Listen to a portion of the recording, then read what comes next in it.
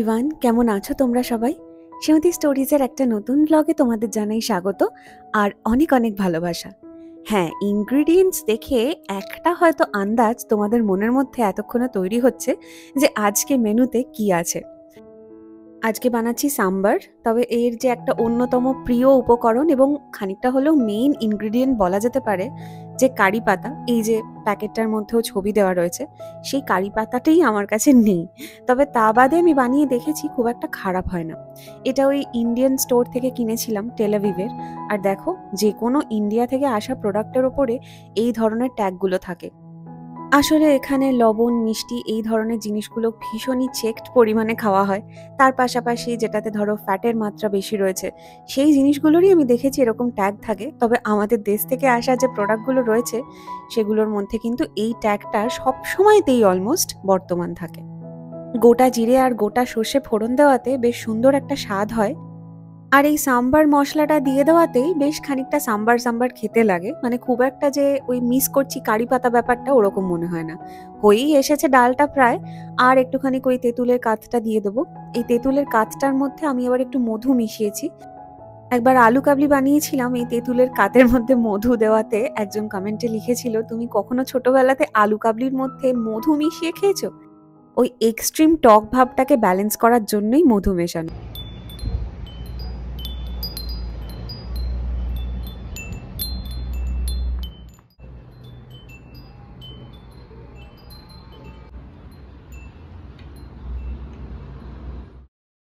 কারিপাতা না থাকলেও ধনেপাতা তো ছিল, সেটা একেবারে শেষে ভালো পরিমাণে দিয়ে দিয়েছি ওপর দিয়ে, তারপর একটু মিশিয়েও নিয়েছি। এর আগেও বেশ কয়েকবার এই টেকনিকেই বানিয়েছিলাম। দেখতে মোটামুটি ঠিকঠাকই লাগছে, দেখবো খেয়ে কেমন হয়েছে। আর এগুলো বানাতে বানাতে টিভিতে চালিয়ে দিয়েছিলাম আপনজন। এঞ্জেল বলে যে মিডিয়া হাউসটি রয়েছে এবং তার যে ইউটিউব চ্যানেলটি রয়েছে, সেখানে কিন্তু বেশ ভালো প্রিন্টের পুরোনো দিনের বাংলা সিনেমা দেখতে পাওয়া যায়। ও হ্যাঁ, আমাকে সঙ্গ দেওয়ার জন্য পলিও এখানে বসে এই সিনেমাটি দেখছিল আমার সাথে। আর তার পাশাপাশি ভেতর ঘরে দেখলাম যে এই বেলা 11:30-12টা নাগাদ শীতকালের যে একটা মিষ্টি রোদ, সেটাও কিন্তু ভেতর ঘরে চলে এসেছে।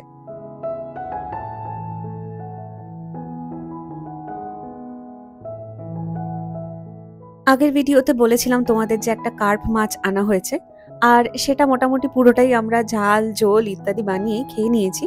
এখন শুধু মাথাটাই বাকি ছিল। প্রথমে ভেবেছিলাম মুগের ডাল বানাবো মাথা দিয়ে, তারপরে তার বদলে বানালাম এই আলু পেঁয়াজের একটা মাখা মাখা তরকারি। খেতে বেশ ভালোই লাগে এই জিনিসটা। আর এই কর্নারটা আজকে দেখলাম বেজায় ধুলো জমেছে। আমি সাধারণত এই ধরনের ডাস্টিং কাজটা খুব একটা বেশি করি না, যেহেতু ডাস্ট অ্যালার্জি আছে। তবে এই দিকটায় ওয়েট টিস্যু দিয়ে আমি ভালো মতন মুছে দিতে পারি।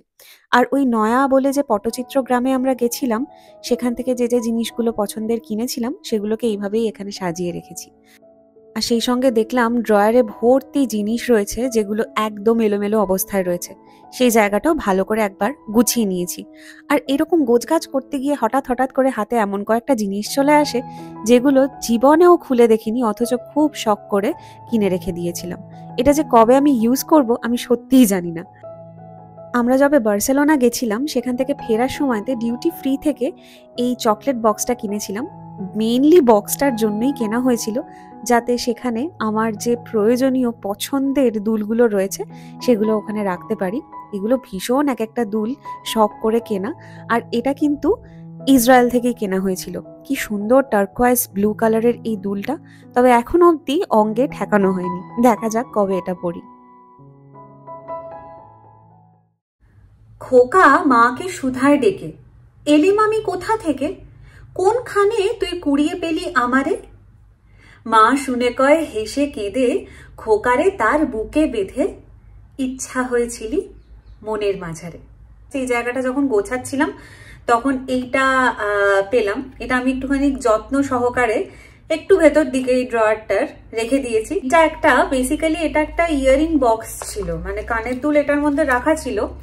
কিন্তু আমি বর্তমানে এইখানে একটা ছোট্ট চিরকুট রাখি। চিরকুটটা আর কিছুই না, আমার মায়ের লেখা একটা ছোট্ট খাট্ট চিঠি বলতে পারো, যেটা আমি ঠিক শেয়ার করতে পারবো না কি লেখা আছে এটার মধ্যে, এটা পার্সোনাল।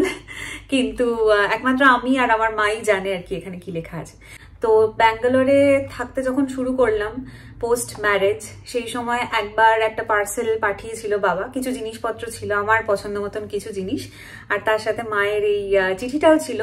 2 বছর হয়ে গেছে, কিন্তু এখন আমি সযত্নে রেখে দিয়েছি। মা কিন্তু অত ভেবে কিছু লেখেনি, জাস্ট একটা নোট লিখে রেখে দিয়েছিল, যেটা মানে আমি পড়ে আর কি খুশি হই, কিন্তু আমি সেটা রেখে দিয়েছি, প্রিজার্ভ করছি। এই অনুভূতিটা তোমাদের টাচ করলো কিনা অবশ্যই কিন্তু লিখে জানিও। যাই হোক, দুপুরে খাওয়াটা এখন চলো খেয়ে নিই। বসে পড়েছি সাম্বার ডাল আর সেই সঙ্গে পাঁপড় ভাজা নিয়ে। সাম্বার রাইস কিন্তু খেতে বেশ ভালো লাগে, মানে সবসময় তো ওই ইডলি বা ধোসার সাথেই খেতে হবে এমন ব্যাপার নয়, ভাতের সাথে খেতেও কিন্তু দারুণ লাগে, প্রোভাইডেড খাবারটা একদম আগুন গরম হতে হবে।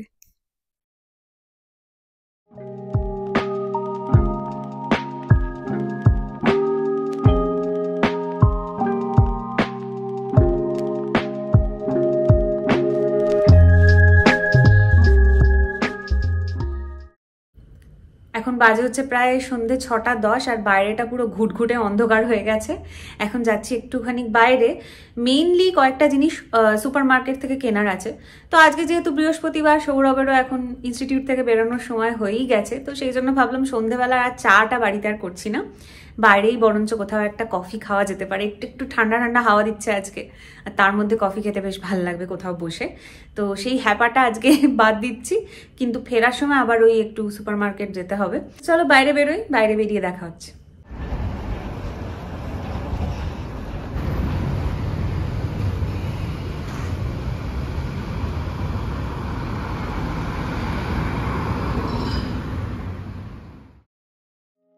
আমরা একেবারে অ্যাপার্টমেন্টের কাছেই হার্জেল বলে একটা ক্যাফেতে চলে এসেছি।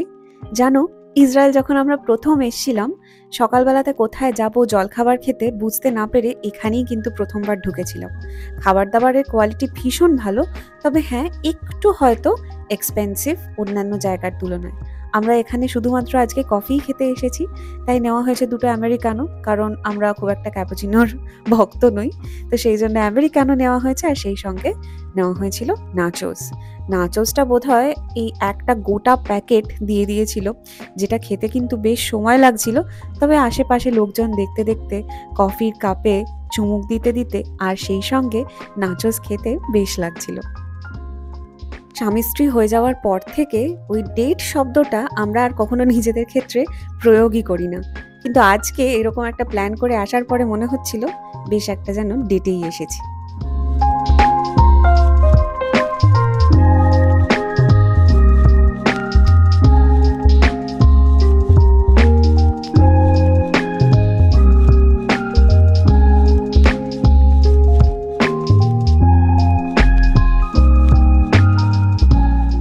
আমরা চলে গেছিলাম উল্টো দিকের একটা সুপার মার্কেটে, কয়েকটা প্রয়োজনীয় জিনিস নেওয়ার ছিল।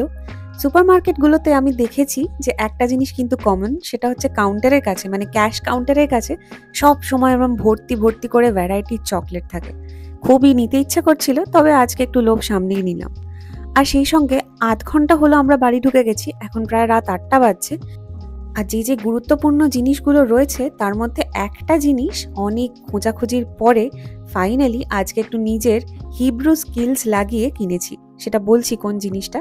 তার আগে বলি যে চকলেট কিনিনি ঠিক কথাই, তবে কয়েকটা ওই জেলি যেগুলো হয় সেগুলো নিয়েছি, আর তার সঙ্গে ক্রিম, তার পাশাপাশি এই কুকিজটা আমরা এখন নতুন আনতে শুরু করেছি, তবে খুবই রেয়ারলি খাওয়া হয়, পড়েই থাকে, মাঝে মাঝে একটুখানি খেলাম চায়ের সাথে বিকেলবেলাতে, বেশ লাগে। সেই সঙ্গে একটা মাখন নেওয়ার ছিল। আমরা এখানে সল্টেড বাটারটাই খাই, আনসল্টেড বাটারও পাওয়া যায়, তবে আমাদের খুব একটা ভালো লাগে না, বাড়ির স্বাদ পেতে একটুখানি সল্টেড বাটারই দরকার হয়। তার পাশাপাশি রসুন নেওয়া হয়েছিল, আর 2 রকমের কফি নেওয়া হয়েছিল, একটার মধ্যে আবার এলাচের একটা ভীষণ সুন্দর গন্ধ রয়েছে, ওটা সম্ভবত একটি টার্কিশ কফি। আর তার পাশাপাশি ডিম নেওয়া হয়েছে, সেই সঙ্গে নিয়েছি টমেটো কেচাপ। এই টমেটো কেচাপটার বড় ভার্সনটাই দেখলাম আগের বারে ইউজ করেছিলাম, কেন যে আজকে ছোটটা নিলাম, যাকে ঠিক আছে, অনেকদিন চলে যাবে আশা করছি। আর 2 রকমের পাপরিকা পাউডার নেওয়া হয়েছে, একটা সুইট পাপরিকা আর একটা হট পাপরিকা। তবে হট পাপরিকা ওই নামমাত্রই, কোনো রকম ঝাল লঙ্কা গুঁড়ো কিন্তু আমি অ্যাটলিস্ট এখানকার প্রোডাক্ট হিসেবে পাইনি। আমি যেটা পেয়েছিলাম সেটা টেল আভিভ থেকেই নেওয়া হয়েছিল, তাও ওটা ইন্ডিয়ান স্টোর ছিল।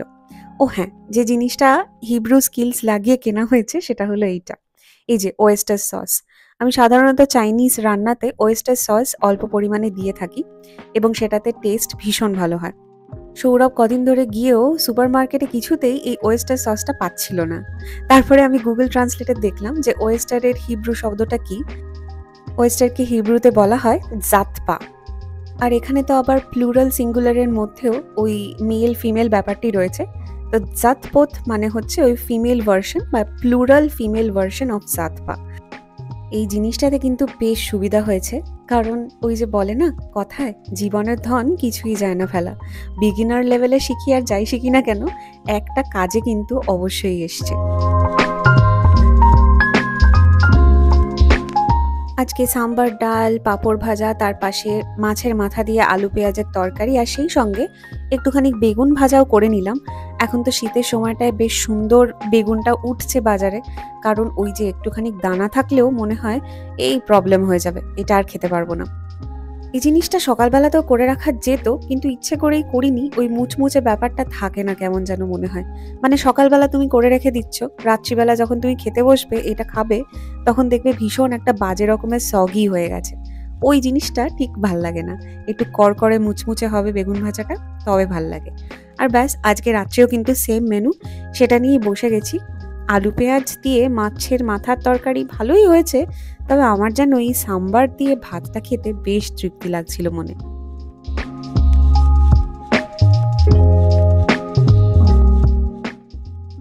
আজকে ডেইলি ক্রাইম দেখা শুরু করলাম, আশা করছি আজ আর কালের মধ্যে শেষ হয়ে যাবে। এটার তো সিজন 3 চলে এসছে, তোমরা জানোই। অসাধারণ সবাই অ্যাক্টিং করেছে, বিশেষ করে শেফালি শাহের অভিনয়, তার সত্যিই কোনো তুলনা হয় না। আর এটা এতটাই ইন্ট্রিগিং যে ওরকম খেতে খেতে মানে ওই খাবার মুখে তুলছি, তারপরে দেখছি ওইভাবে ঠিক হয় না। আমরা খাবারটা শেষ করার পরেই ভালো মনে শান্তি মতো দেখতে শুরু করলাম। আর সেই সঙ্গে আজকের ব্লগটাও এখানেই এন্ড করছি। কেমন লাগলো জানিও, যদি ভালো লাগে তাহলে একটা লাইক করে দিও। তোমরা সবাই খুব ভালো থেকো, সুস্থ থেকো, সাবধানে থেকো, আর খুব শীঘ্রই দেখা হচ্ছে নতুন আরেকটা ব্লগে। তাহলে আজকের মতন জানাই বাই।